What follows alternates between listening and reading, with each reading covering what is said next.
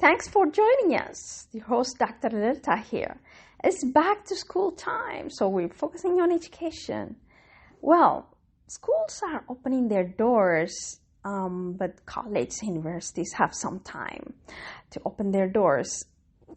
Students are returning to schools. Returning to college is kind of, not easy in a way, thinking of their tuition cost. Tuition cost, unlike high school, is higher in colleges and universities, as we know. But tuition costs can be covered by Fafsa. Fafsa, free application for federal student aid. That's what we're focusing on today. Well, stay with me and we'll learn some good information. And you might be able to share it with others as well. Some people do know there is FAFSA. Some people do think that they have to pay out of pocket to go to college. Well, that's not true.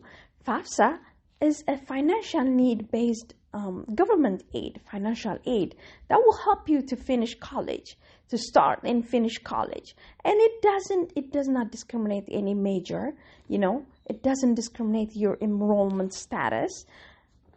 All you have to do is apply for FAFSA, but we do need to go over some information in order to do that. The first one is, how do we find about FAFSA? The official website, the U.S. government Department of Education, has a website, official website, studentaid.gov.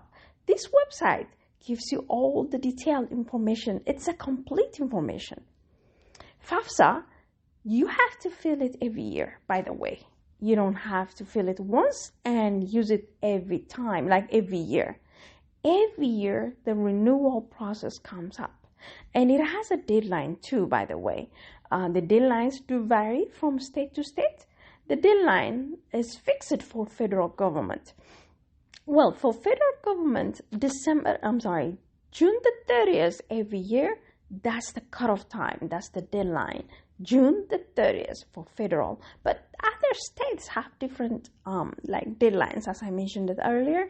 The first one I can mention as a good example is Maryland. Maryland has March 1st. That's the deadline. And let's take Virginia, April 15th. So the application has to be submitted before April 15th. Well, colleges too have different, deadlines for FAFSA. So you have to check each college where you applied to. By the way, the Student Aid Office, the U.S. Department of Education Student Aid Office, they do help you on the phone as well. If in case you have any question while filling out the FAFSA application or prior to filling out this FAFSA application, if you have any question, any doubt, if you want to double check the requirements, just pick up the phone and call them if you prefer to do so. But most of the information, I can say the complete information is online. So go to studentaid.gov and read about FAFSA, and you start applying for FAFSA. Well, to apply for FAFSA, you have to create an account first. And once you create an account, the student gets FAFSA ID is called FAFSA ID, which is a unique ID for you. But before you get it, it might take 3 days. So start ahead of time, plan ahead of time, gather all the information that you need. It's much easier for students who are not working, just to apply, not to get FAFSA. What I'm saying is, in terms of gathering the documents, it's much easier for students who do not work or who do not have investment, who do not, at this time, have other, side hustles, because FAFSA requires that you document and submit all your incomes. Let's say you have assets, you might have a house, you have to report that on FAFSA.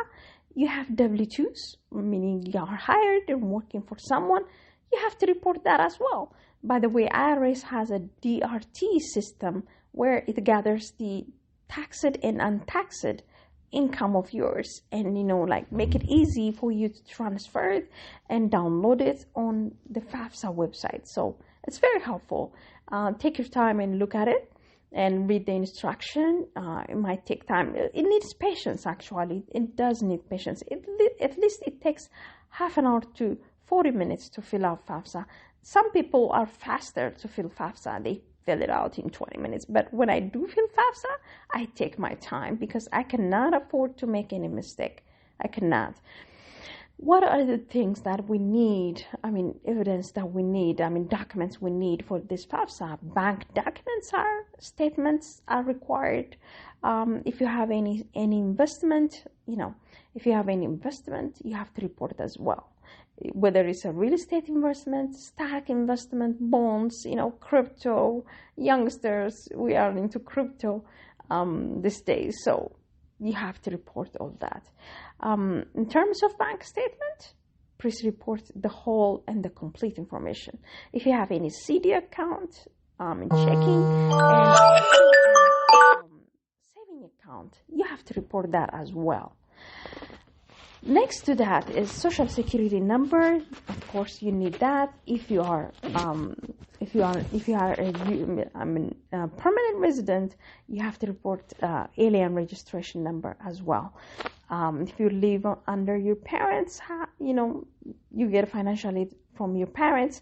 You also report parents' information. What applies to you applies to your parents as well. Their investments, their bank accounts, their W-2 forms, all that has to be submitted. Driver's license is one of the requirements. Other than that, you have to report your selection of schools. Selection of schools, I advise you to put them in order of choice. In order of choice means, let's say, if you want to go to Howard University for the first time, if that is your selection, what I mean is, if that is your selection, fill Howard University or put Howard University as number 1. And then the list goes on like that. So you have to report up to 10 schools, which is good. Previously it used to be up to 6 schools, but now they increased it because the fact that you apply to school, it doesn't guarantee you that they will admit you, they will accept you. It's a very competitive process, so it's good to have wider choice, wider options.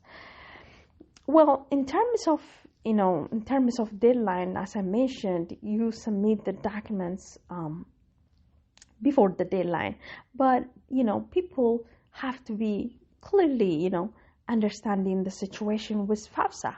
FAFSA is filled prior to the school year, not during the school year, because if you fill it during the school year, you might get it the next semester. Let's say the fall semester is coming up, right?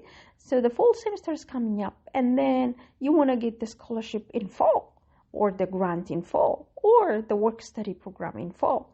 It may not be ready for you.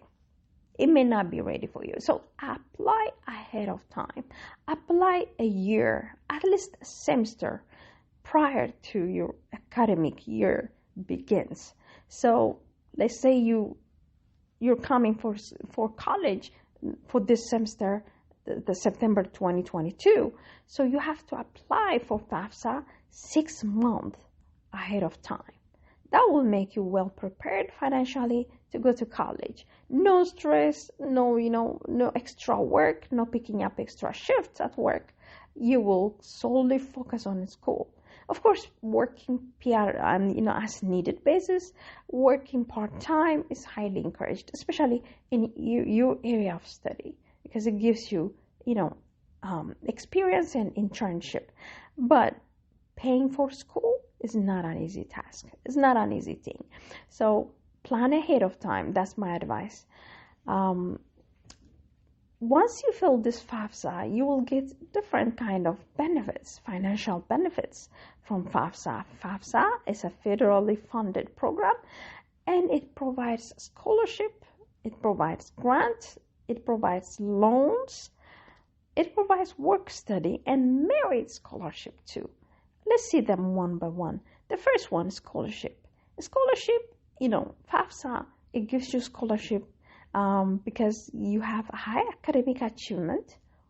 You are a very good student, meaning you are very hard working and you're scoring high. So scholarship, because of that, they will award you with scholarship. Grant, though, is a need-based, as a financial need-based. So what you have to do, you fill out the FAFSA. It means you're showing that you need financial help. The financial help comes in grant. Grant is a given money. You don't have to return. You don't have to pay back this grant. So you have to use it for that semester and only for school and tuition purpose only. That's all, because they track, every award or every grant that they give you. So grants are given like the scholarships because you filled out FAFSA, and it's a need-based assistance, financial assistance. Loans, though, they give you loans every year, and only if you need it. I took loans, by the way. I took loans and paid them off. I prefer federally funded loan than bank loans for tuition, than getting it from non-governmental agencies. It's much, much cheaper. The loan interest is lower, and the duration of time that you have to pay back this loan is extended compared to the banks, compared to the auto loans, compared to other non-governmental agencies. The loans are guaranteed. You get them for tuition with the lower interest rate, and the repayment plan is based on your income. That's a good benefit, based on your income, and it's for extended period of time. Another benefit you get from FAFSA is work-study program. Work-study program, unlike other jobs that we do, we can read while we work. Let's say you are a tutor, a biology tutor or a physics tutor at Montgomery College, at Howard University. What you have to do is you apply for work-study program under financial aid office. Each school has financial aid office, by the way. They have posters. They have a notice board.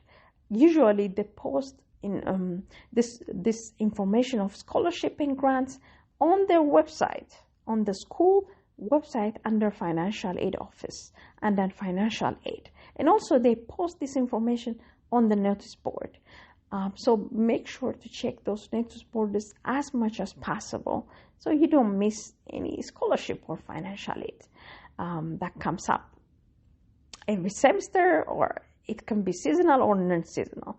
I've seen a couple of times I've received grants for Black female students. I kept that grant. It was almost $2,000 per year, and it was really helpful. I kept it at least for 3 years. Another grant from I think an individual alumni who graduated from Howard University, he gave us $1,000 a year, which was really good to cover our expenses, other daily expenses for transportation, buying books. Unlike today, we used to have hardcover books, so that helped us a lot. I remember me and my brother, we got that. So it's very helpful. It adds up, by the way. It does add up. So don't underestimate it, please. Merit scholarship too, it's very important. So, apply for financial aid. And some people, they do not know about FAFSA. Please spread the word. We will continue discussing on FAFSA the next week too. The most important thing to know is the deadline, what you need to fill out, the form, the application, when you have to fill it. It opens, I mentioned to you that the deadline for closing the FAFSA. Let me add the reopening of FAFSA. FAFSA opens on October 1st every year. On October 1st every year. So the earlier is the better. You apply early, you get the financial aid. You secure that early, you're good to go. So spread the word. People can apply. It's cool time. we'll discuss more about Fafsa. Don't forget to visit our website, akokolofamily.com. We have scholarship, internship information. We post also fellowship information as well. Other health or business information, we share it on our website. So we constantly update our websites. Just to mention that when you get a chance to visit our website, and we release videos every Friday, YouTube videos every Friday on different topics, not only education, but also health, business, and recreation. And social topics are also covered.